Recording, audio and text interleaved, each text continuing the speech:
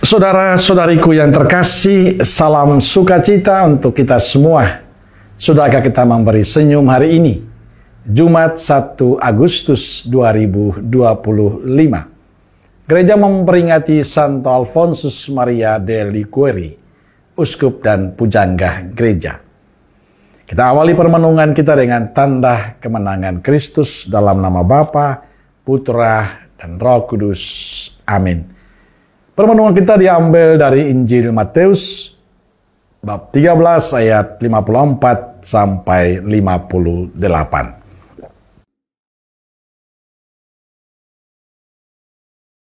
Setibanya di tempat asalnya, Yesus mengajar orang-orang di situ di rumah ibadat mereka. Maka takjublah mereka dan berkata, "Dari mana diperolehnya hikmat itu dan kuasa untuk mengadakan mujizat-mujizat itu? Bukankah ia ini anak tukang kayu? Bukankah ibunya bernama Maria dan saudara-saudaranya Yakobus, Yusuf, Simon, dan Yudas?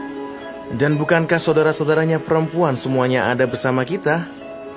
Jadi, dari mana diperolehnya semuanya itu?" Lalu mereka kecewa dan menolak dia.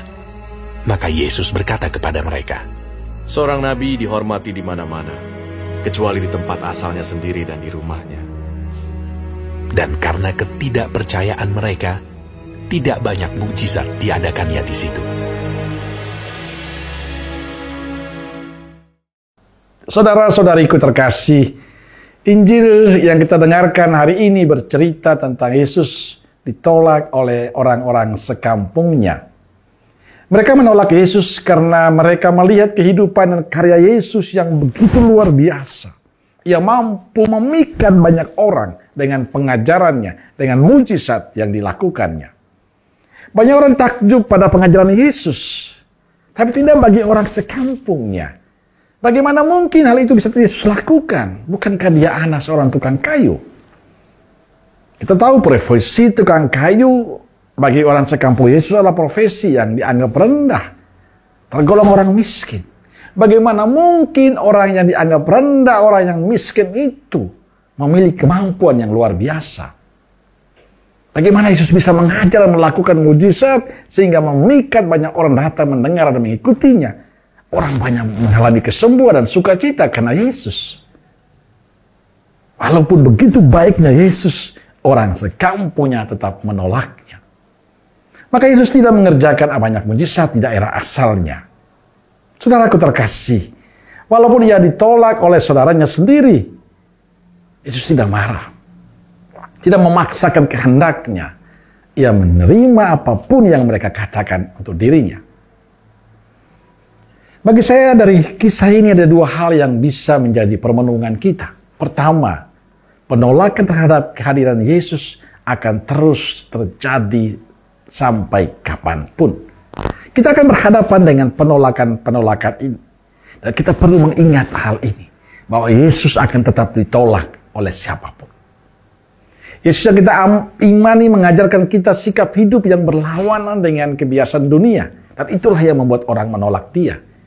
Yesus mengajarkan cinta kasih. Tapi dunia kadang mengajarkan kebencian dan permusuhan. Yesus mengajarkan kelembutan, tapi dunia mengajarkan kekerasan. Yesus mengajarkan kebenaran, keadilan, dunia mengajarkan ketidakadilan dan ketidakbenaran. Yesus mengajarkan kepedulian, kepekaan pada sesama, tapi dunia mengajarkan sikap masa bodoh pada sesama yang lain. Dan ini yang akan kita hadapi dalam kehidupan kita.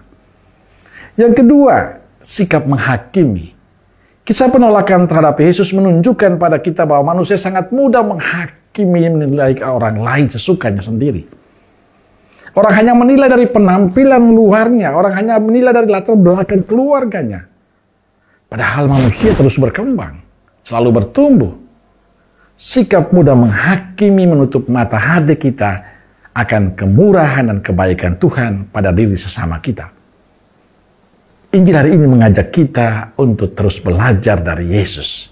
Kita diingatkan agar tidak mudah marah, tidak mudah kecewa, tidak mudah putus asa terhadap dengan segala penolakan. Yesus mengajarkan pada kita bahwa penolakan itu tidak mengurangi perbuatan baik Yesus.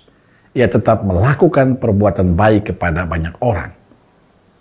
Saudaraku yang terkasih, kita diingatkan hari ini bahwa kebaikan yang kita buat tidak selamanya diterima oleh semua orang. Tapi jangan pernah berhenti untuk berbuat baik, seperti yang ditunjukkan oleh Yesus. Dan tetaplah menjaga hati kita. Tetaplah menjadi orang yang terbaik dalam sikap dan cara hidup kita.